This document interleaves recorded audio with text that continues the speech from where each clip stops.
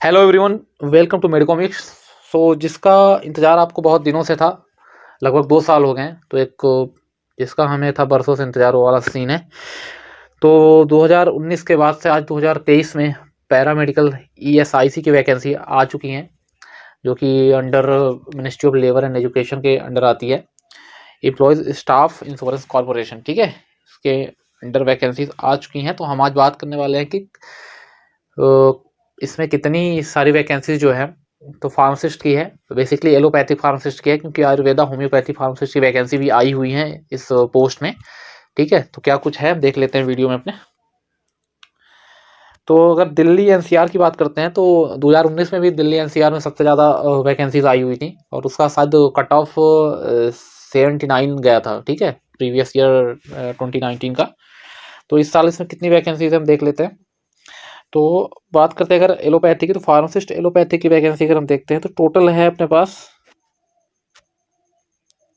91 vacancies है total, जिसमें से कि अनरिजर्व 30 है, 17 है एससी, 10 है एसटी, ओबीसी है 27 एंड 7 है ईडब्ल्यूएस की। ठीक है, हर कैटेगरी में अलग अलग डिवाइड किया गया है। और एक बात और याद रखना, आप एक ही रीज़न से फॉर्म को फिल कर सकते हो। अगर चाहोगे कि 2-3 रीज़न से हम फॉर्म को फिल कर सकते हैं, तो जिस रीज़न से भी चाहो, लेकिन सिर्फ एक ही रीज़न से आप फॉर्म को फिल कर सकते हो। ठीक है, तो बहुत ही ध्यान से फॉर्म फिल करें, क्योंकि जो फॉर्म की फिलिंग की डेट है, स्टार्टिंग डेट, वो आज से स्टार्ट, शायद कल से स्टार्ट हो गई है 1/10/23 से।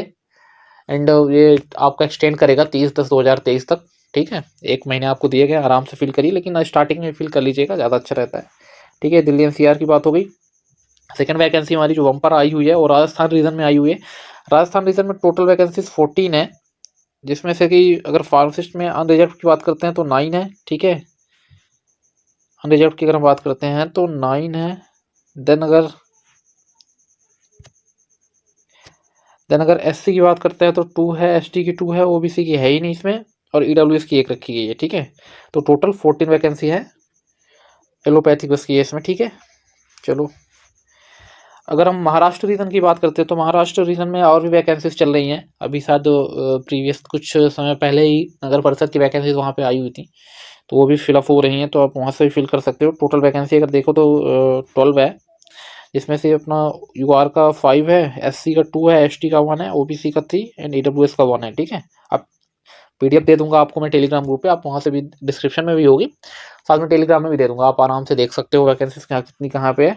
ठीक है, देन कर्नाटक रीजन की अगर बात कर लेते हैं, तो कर्नाटक रीजन में वैकेंसी की अगर बात करें तो टोटल 4 है, जिसमें से यूआर अपनी 1 है, अनरिजर्व वाली 1 है, एसटी की 1 है, ओबीसी की 2 है। ठीक है, इसमें ईडब्ल्यूएस और एससी की कोई वैकेंसी नहीं है। साथ में वहाँ पे आयुर्वेदा की वैकेंसी भी आई हुई है, लेकिन एक ही है जो अनरिजर्व में है। ठीक है, हम तमिलनाडु रीजन में देख लेते हैं। तो तमिलनाडु रीजन में भी अगर टोटल वैकेंसी देखी जाए एलोपैथिक की, तो 4 है, उसमें से 3 जो है तो यूआर की है, 1 एससी कैटेगरी की है। ठीक है, इसमें एसटी, ओबीसी, ईडब्ल्यूएस की कोई वैकेंसी नहीं है। आयुर्वेदा की बात करें तो 2 है, दोनों अनरिजर्व कैटेगरी के लिए है। ठीक है, एंड झारखंड रीजन की अगर बात करते हैं, झारखंड रीजन में भी टोटल 10 वैकेंसीज है।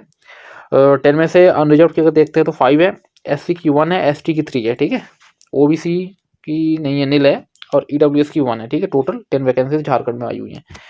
एंड केरला रीजन की बात करते हैं, शायद आयुर्वेदा बस में होम्योपैथी में है एंड आयुर्वेदा में है, तो 2 है टोटल आपके आयुर्वेदा में, 1 यूआर और 1 ओबीसी, 1 ओबीसी है, 1 यूआर, और होम्योपैथिक में 1 ही वैकेंसी जो कि ओबीसी में है। ठीक है, अब देख लेते हैं क्या कुछ क्वालिफिकेशन रहने वाला है अगर आपको अप्लाई करना है तो क्या है। तो इसके सबसे पहले लेवल 5 की आई थिंक ग्रेड पे लगेगा, तो 29,200 से 92,300 तक अप्रॉक्स जाएगा आपकी सैलरी जो है। एज जो है आपकी 32 ईयर से ज़्यादा अप्रॉक्स नहीं होनी चाहिए। रिलैक्सेशन है, लाइक आपको पता है SC ST को 5 ईयर रिलैक्सेशन रहता है, ओबीसी को 3 ईयर का, और जो इस डिपार्टमेंट में, ये IC के डिपार्टमेंट में वर्क कर रहे हैं, उनके भी 5 ईयर, उनके लिए भी 5 ईयर्स का रिलैक्सेशन होगा। शायद एक्स सर्विसमैन, फिजिकल हैंडीकैप वगैरह के लिए भी रहता है, तो अपने लिए इंपॉर्टेंट है नहीं ज़्यादा, जिनके लिए है वो देख लेंगे।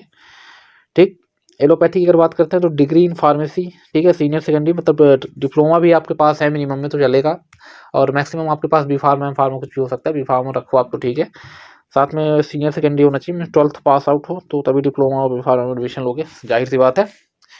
ठीक है। फार्मेसी एक्ट के तहत आपको, फार्मेसी एक्ट 1948 के तहत आपको रजिस्टर्ड फार्मासिस्ट, मतलब आपके फार्मेसी काउंसिल में एज अ रजिस्टर्ड फार्मासिस्ट आप होने चाहिए। ठीक है, आपका जो तो फार्मेसी का रजिस्ट्रेशन आपके पास होना चाहिए, या तो आपने अप्लाई कर दिया होगा, जो पास आउट हो गए होंगे जैसे, तो आपने अप्लाई कर दिया होगा तो शायद आपको कुछ मिलता है उसमें after applying for the registration, तो उससे भी शायद काम चल जाए। बट जो 4th ईयर में रनिंग में है या जिनका रिजल्ट अभी आया है, ठीक है, उन्होंने रजिस्ट्रेशन के लिए अप्लाई नहीं किया है, तो उनके लिए ये फॉर्म भरना मतलब कोई मतलब नहीं है फॉर्म भरने का, या इसमें ऐसा लिखा भी है आगे आप देखेंगे अगर।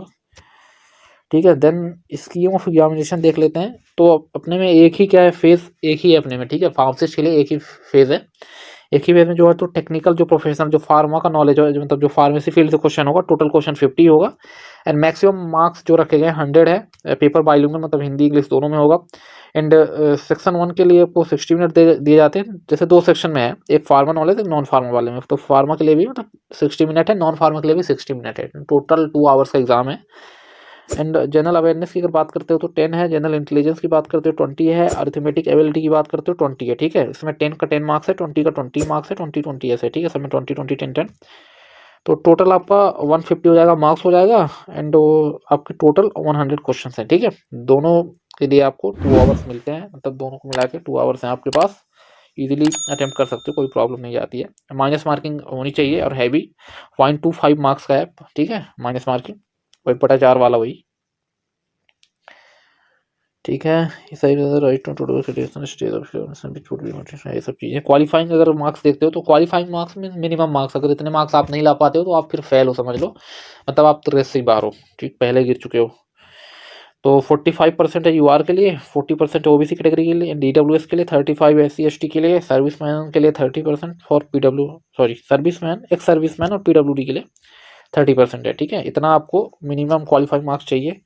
अगर फी की बात कर लेते हो तो जनरल ईडब्ल्यूएस सबके लिए तो 500 है, क्योंकि ये देश के सबसे मतलब राष्ट्रपति के बाद प्रथम नागरिक होता है देश का, द्वितीय नागरिक यही है, इसीलिए इनके लिए कभी रिलैक्सेशन नहीं देखने को लिए मिलता है। एंड अगर अपने SC ST PWD departmental candidates, departmental वालों के पास तो पैसे रहते नहीं, SC ST वालों को तो चलो ठीक है, ज़्यादा कुछ नहीं बोलना चाहिए इसमें। इनके लिए 250 है। ठीक है, 250, और आपके लिए 500 जनरल ईडब्ल्यूएस के लिए। ठीक है, इतना ही था।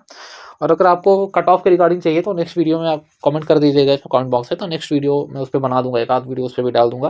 कट ऑफ क्या क्या कट ऑफ गया था प्रीवियस ईयर, मतलब 2019 में। एंड इसमें इतना ही है। तो आप प्रिपरेशन अपनी स्टार्ट कर दो, जो एलिजिबल हो, एलिजिबिलिटी मैंने आपको बता दी है।